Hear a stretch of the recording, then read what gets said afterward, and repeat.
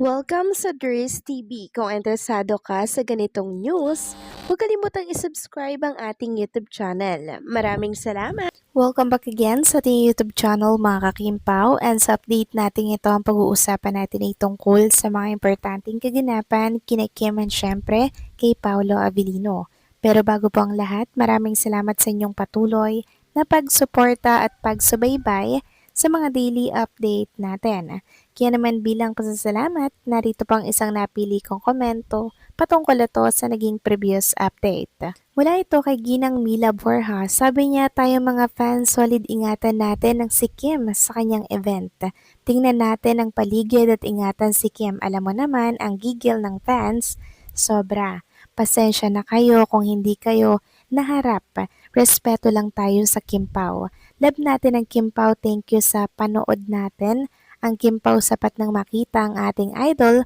Gabayan mo po ang aming idol. Masaya na kami na pasilip sa event. Love always, forever, Kimpaw, pray always, and have a good day. Maraming salamat po sa inyong komento, Ginang Mila Borja. Yes, tama po kayo dyan.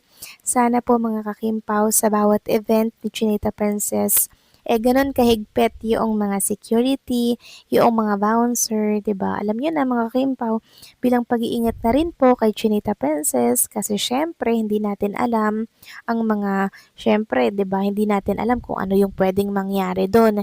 Kaya po talagang naghihigpit ang mga bouncer. Ang dami po talagang nag-guide kay Chinita Princess doon. Lagpas 5 pa yun mga kakimpaw. Kaya thanks God dahil safe na safe pong nakauwi si Chinita Princess kagabi. 'Di ba? Ang dami po kasing mga tao, talagang nagkagulo sila dito po sa event ng Pure Gold. 'Di ba? And mabilis lang din naman po yung event na yun ni Kim Chu at umuwi din po siya agad. So maraming salamat po sa inyong komento, Ginang Mila Borja. God bless po sa inyo at mabuhay kayo. So reminders lamang po mga kakimpaw na mamaya pong 11 a.m. to 12 noon, guest po itong si Poca Rafael sa Abante Radio. No, guest po yan at meron daw pong mga ibubuko si Poca Rafael na kaganapan sa Kimpaw backstage. Ang dami daw revelation. Sabi nga po ni Ray Pumaloy, here's Poca Rafael, my guest tomorrow, May 16, Saturday, 11 a.m. to 12 noon on Duar Abante Radio, Facebook, and YouTube. This is gonna be fun. Tons of revelation. It's a date. So yan mga kimpaw. Ang dami daw pong revelation na ibubuking ni Poca Rafael.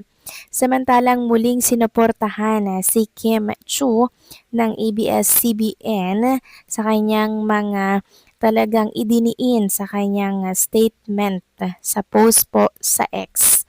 Narito nga po makikita nyo dyan na talaga namang ibinalitang muli ng ABS-CBN ang tungkol dito sa concern ni Chinita Princess. All out support din po kasi ang management or ang network ni Kim sa bawat mga boys nito or bosses nito para po sa bayan. Samantalang next topic naman, pag-usapan naman natin ang tungkol dito kay Paolo Avellino. Bakit daw po hindi nangingialam si Paolo Avellino sa mga bashers ni Chinita Princess? At dahil dyan, samot-sari na naman po ang komento at opinyon ng mga netizen na bakit ganyan si Paolo, bakit nananahimik lang ito, nakakadismaya naman, 'di ba? Yan po yung mga komento nila.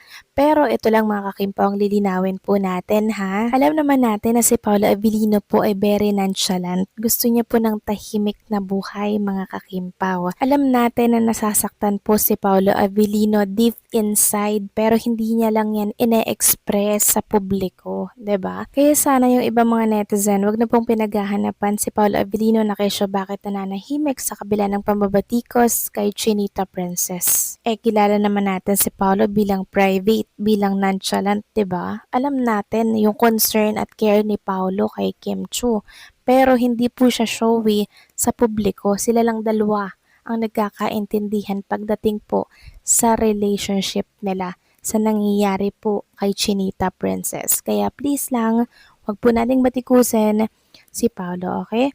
Samantalang next topic naman, pag-usapan naman natin mga kakimpong tungkol naman dito sa balita po ng The Filipino Channel. So meron pong inilapag dyan mga kakimpaw na isang screenshot po ng Convo na kung saan ay ito pong artistang to ay sasama or sasali or inad sa ASAP Australia. Sabi nga dito, Aunties Gossip, there's a screenshot circulating here in the office. Looks like a big gun is being added to the ASAP Australia lineup. Was that spilled? Comment down below who you think it is. So, ito po kasi yung convo mga kakimpaw. Sabi kasi dito, guys, ano bang weather sa Australia in July? Malamig moms pero excited na me. Tapos, hala, uy, OMG, hala, auntie. OA man to sila char, pero yes, yes, yes. So if someone questions why I am joining, don't worry, I question too. Pahelp ako sa kuwana sa mga what to do in the land down under. Travel ako. Ha, auntie, sasakit tiyan ko nito. Kakatawa. So, merong mga nagsasabi na parang si Chinita Princess daw po ito, mga kakimpaw. Meron namang nagsasabi na si Melay daw ito. So, ano ba, combine po mga kakimpaw yung mga komento nila. Pero, marami po talaga yung naghahanap kay Chinita Princess and Paula Avellino para po sa ASAP Australia. Sabi nga dito mga kakimpaw, walang kimpaw sa ASAP Australia at Negros. Okay lang naman, at least may new show ulit sila after the Alibay. At alam niyo ba mga kakimpaw, meron na po mga kimpaw fans ang bumili po ng ticket para po sa ASAP Australia. Sabi nga dito ng isang fan, I vote ticket, I thought Kimpaw will be there. Hope they will come, please. At dahil nga po dito sa inilapag na screenshot ng The Filipino Channel, nabuhayan po ang loob ng ilang mga netizen na baka daw kasama si Kim and Paula Avellino dahil dito po sa screenshot na nabasa po nila. Well, mga kakimpaw, hindi pa po ito confirm ha, hindi pa po sigurado na present nga si Kim and Paolo sa ASAP Australia. Pero hopefully, manifesting po mga kakimpaw ay present nga sila. 'Di ba kasi sila talaga yung hinahanap na mga OFW kasi sobrang lakas po ng tambalang kimpaw sa ibang bansa ha.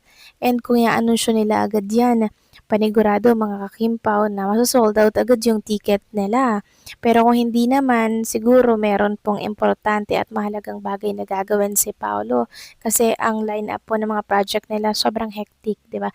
Baka mag-shoot na po sila ng project nilang series sa Prime Video na which is yung Kopino, na yung ibang eksena doon ay kukuhanan pa po sa Korea.